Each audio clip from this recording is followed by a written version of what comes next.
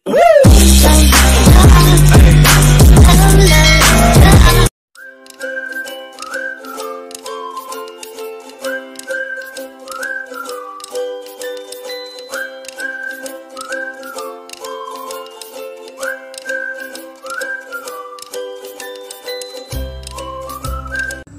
semuanya, Assalamualaikum warahmatullahi wabarakatuh.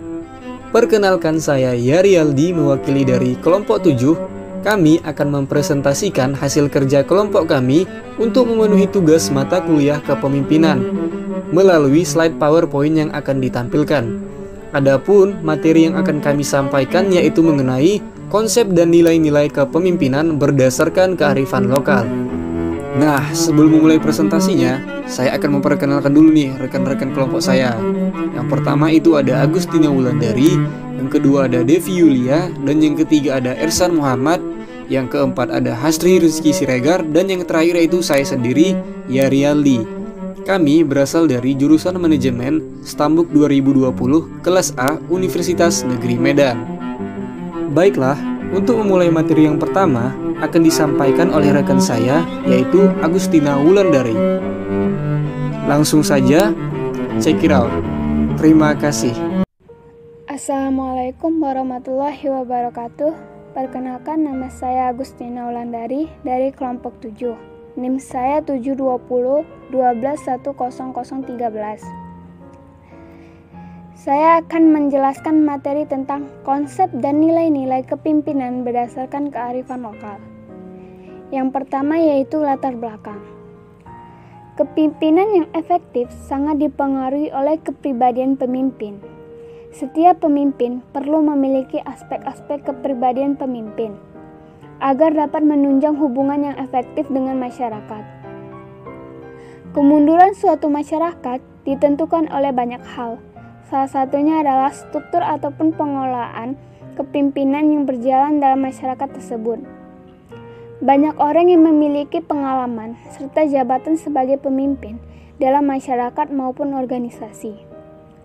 Sebagian dari para pemimpin tersebut benar-benar dihormati secara moral sebagai pemimpin, tapi sebagian lagi kurang dihormati. Untuk itu, diperlukan etika diri untuk menjadi seorang pemimpin agar terbuka jalan menjadi pemimpin yang baik dan bisa dihormati oleh masyarakat yang ada. Yang kedua, pengertian kepemimpinan. Apa itu arti dan konsep kepemimpinan?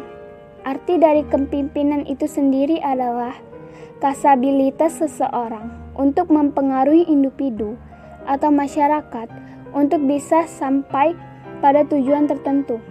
Ini menyangkut pada tujuan sebuah organisasi atau golongan. Pendapat ini berasal dari Stephen V. Rubin. Sementara itulah, pemimpin sendiri merupakan individu yang diberi kesempatan untuk menjadi ketua suatu organisasi atau masyarakat untuk bisa mencapai tujuan dari organisasi atau masyarakat. Yang ketiga, konsep kepemimpinan. Berdasarkan teori dari M. Josephson, konsep tentang kepemimpinan adalah: yang pertama, kepemimpinan adalah sebuah dari hubungan tiap individu dalam organisasi atau golongan.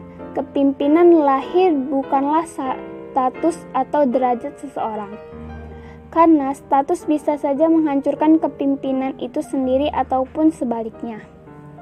Yang kedua, setiap individu dalam suatu golongan atau organisasi memiliki potensi dan kapasitas untuk memimpin dan bisa menunjukkan perilaku kepemimpinannya.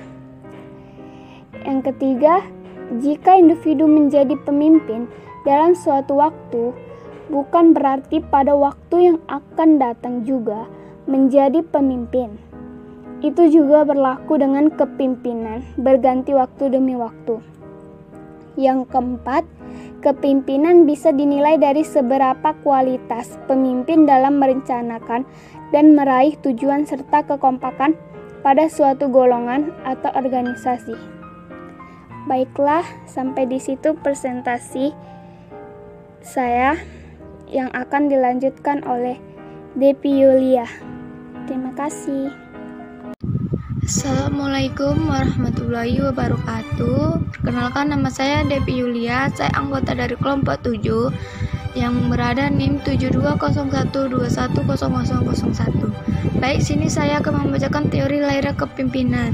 Apa itu teori lahir kepemimpinan? Baik, kita akan baca. Untuk menghasilkan kepemimpinan yang demokratis dimulai dari proses pemilihannya yang harus demokratis pula, di mana seluruh warga masyarakat berpartisipasi di dalamnya. Maka muncullah teori-teori kepemimpinan, yaitu teori genetis. Yang kedua itu teori sosial. Apa sih itu teori genetis? Seorang pemimpin yang memiliki bakat kepemimpinan sejak lahir. Yang kedua itu teori sosial. Apa sih itu? Seorang yang dapat menjadi pemimpin bila kepadanya diberikan pengalaman dan pendidikan yang memadai. Baik, kita lanjut. Di sini ada yang ketiga itu teori ekologis, yaitu seorang yang bisa menjadi pemimpin baik ia telah memiliki bakat kepemimpinan sejak lahir, kemudian bakat tersebut dikembangkan kembali pendidikan dan pengalaman tentang kepemimpinan. Baik, sini kita akan membacakan tipe-tipe kepemimpinan yang berdasarkan Asia Center, America Society of Association Executive. Ada beberapa tipe kepemimpinan, yaitu demokratis, yaitu tipe ini biasa banyak melibatkan kontribusi. Yang kedua itu autokratis, yaitu cara pemimpin dari atasan yang memiliki tipe ini sangat bergantung pada diri sendiri. Yang ketiga itu strategis, biasanya pemimpin tipe ini dianggap paling ideal. Yang keempat itu kepemimpinan tim, yaitu biasanya dibentuk dari hasil rembuk bersama. Yang kelima itu kepemimpinan lintas budaya, yaitu memiliki pandangan yang luas dan mampu beradaptasi cepat terhadap perbedaan latar belakang. Yang keenam itu liberal, tipe ini memberikan kebebasan kepada anggotanya. Baik, kita lanjut. Sini akan saya membacakan masalah-masalah apa aja yang dalam kepemimpinan, yaitu mengerjakan hal yang tidak penting, manajemen waktu yang buruk, kurangnya review dan evaluasi. Yang keempat tuh kaderasi yang keliru. Yang kelima tuh masalah hubungan interpersonal. Yang keenam tuh kurangnya motivasi. Yang ketujuh tuh tidak percaya diri dengan kemampuannya. Baik, sekian dari presentasi saya. Assalamualaikum warahmatullahi wabarakatuh. Assalamualaikum warahmatullahi wabarakatuh. Perkenalkan, nama saya Hasri Rizki Siregar. Saya akan melanjutkan materi yang dibawakan oleh teman saya sebelumnya. Nah, materi yang akan saya bawakan yaitu strategi dalam pemecahan masalah kepemimpinan. Menurut kelompok kami, ada berbagai strategi. Di antaranya, 1. Mengordinir anggota. 2. Berpikir kritis dalam menanggapi masalah. 3. Pemecahan persoalan. 4. Menjalin hubungan baik dengan sesama. 5. Mengevaluasi kesalahan. Dan 6. Melakukan musyawarah. Selanjutnya, saya akan membahas tentang hubungan kepemimpinan dengan kearifan lokal. Kearifan lokal merupakan bagian dari budaya suatu masyarakat yang tidak dapat dipisahkan dari bahasa masyarakat itu sendiri. Kearifan lokal atau local wisdom biasanya diwariskan secara turun-temurun dari satu generasi ke generasi melalui cerita dari mulut ke mulut. Kearifan lokal sebagai suatu pengetahuan yang ditemukan oleh masyarakat lokal tertentu melalui kumpulan pengalaman dalam mencoba dan diintegrasikan dengan pemahaman terhadap budaya dan keadaan alam suatu tempat. Salah satu cara memetakan kearifan lokal dapat dilakukan dengan mengidentifikasikan 3 ranah tempat kearifan lokal itu berlaku. Ranah pertama adalah hubungan manusia dengan manusia, kedua hubungan manusia dengan alam, dan ketiga hubungan manusia dengan Tuhan atau Sang Pencipta. Contoh nilai-nilai kepemimpinan berdasarkan kearifan lokal. Contoh-contoh kearifan lokal yang dimiliki Indonesia yang dapat memperkaya nilai-nilai kepemimpinan kita yaitu A. Ajaran Ki Hajar Dewantara yang terkenal yakni Ingarsa Sung Tulada, Ing Madia Mangun Karsa, Tutut Uri Handayani, bermakna yang di depan memberi teladan, yang di tengah memberi semangat, dan yang di belakang memberi dorongan. B. Ajaran dalam Pusaka Hasta Desa Pratengmi Prabu yang berisi 18 prinsip kepemimpinan. C. Ajaran dalam serat Wedhatama yang ditulis oleh Kaajeng Gusti Pangeran Adipati Harya Mangkunegara 1811 sampai 1881 Intinya adalah bahwa untuk memiliki martabat di tengah kehidupan, orang harus mampu meraih 3 hal, yakni kedudukan atau wirya, kekayaan atau harta, dan kepandaian atau winasis. Baiklah, itu saja presentasi dari saya. Sekian, Assalamualaikum warahmatullahi wabarakatuh. Assalamualaikum warahmatullahi wabarakatuh. Halo, nama saya Ersyad Muhammad Al-Fatih.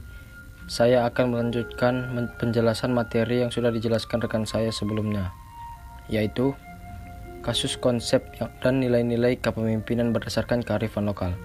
Penerapan nilai-nilai kearifan lokal dalam kepemimpinan camat di kantor Kecamatan Taman Landrea, Kota Makassar. Mengenai kajian penerapan nilai-nilai kearifan lokal dalam kepemimpinan camat ini dapat dilihat dari penerapan nilai alempurang atau kejujuran dalam kepemimpinan camat yang belum cukup baik karena kepemimpinan camat yang ada kurang tulus dalam menjalankan pekerjaannya, di mana kerja yang dilakukannya oleh camat dilaksanakan karena mengejar target. Sedangkan pada penerapan nilai amacang atau kecendekiaan dalam kepemimpinan camat sudah cukup baik berdasarkan 1. Kepemimpinan camat yang solutif jika menemui masalah. 2.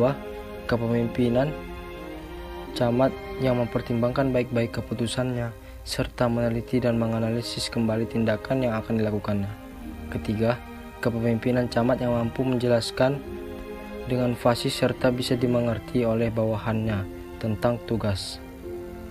Penerapan nilai asitinajang atau kesesuaian dalam kepemimpinan camat di kantor Kecamatan Taman Landrea, Kota Makassar belum cukup baik. Dilihat berdasarkan penyampaian bantuan pemerintah yang belum sesuai, di mana masih terdapat warga miskin yang belum mendapatkan bantuan. Penerapan nilai agetegang atau keteguhan sikap dalam kepemimpinan camat yang sudah cukup baik berdasarkan, yaitu 1. Kepemimpinan camat yang mampu menepati janjinya seperti penertiban pedagang kaki lima. 2. Kepemimpinan camat yang selalu memegang teguh pendiriannya terkait standarisasi pelayanan. 3. Kepemimpinan camat yang terus berusaha dalam mencapai tujuan organisasi walaupun menemui kegagalan dalam mencapai target Kecamatan Taman Landrea. Dan yang keempat, kepemimpinan camat yang didedikasi dan integritas yang tinggi terhadap organisasi kecamatan yang dipimpinnya. Pada penerapan nilai reso atau usaha dalam kepemimpinan camat di kantor Kecamatan Taman Landrea, Kota Makassar sudah cukup baik. Dilihat berdasarkan usaha-usaha yang dilakukan camat pada kepemimpinannya dalam mewujudkan visi dan misi Kecamatan Taman Landrea seperti mengadakan motor popuda dan mobil angkutan. Sekian, terima kasih. Assalamualaikum warahmatullahi wabarakatuh. Hai, saya Yari, kembali lagi. Saya akan melanjutkan penyampaian materi dari rekan saya yang sebelumnya. Saya akan menyampaikan sebuah kesimpulan yang mencakup seluruh materi yang telah kami sampaikan, sekaligus juga sebagai penutup slide presentasi kami kali ini. Oke, jadi kesimpulan. Kepemimpinan merupakan kemampuan memengaruhi orang lain, bawahan atau kelompok, kemampuan mengarahkan tingkah laku bawahan atau kelompok, memiliki kemampuan atau keahlian khusus dalam bidang yang diinginkan oleh kelompoknya untuk mencapai tujuan organisasi atau kelompok.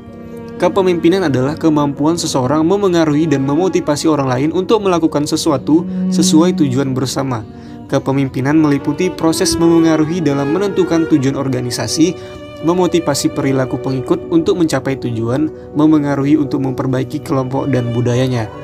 Kearifan lokal adalah sikap, pandangan, dan kemampuan suatu komunitas di dalam mengelola lingkungan rohani dan jasmaninya, yang memberikan kepada komunitas itu daya tahan dan daya tumbuh di dalam wilayah di mana komunitas itu berada.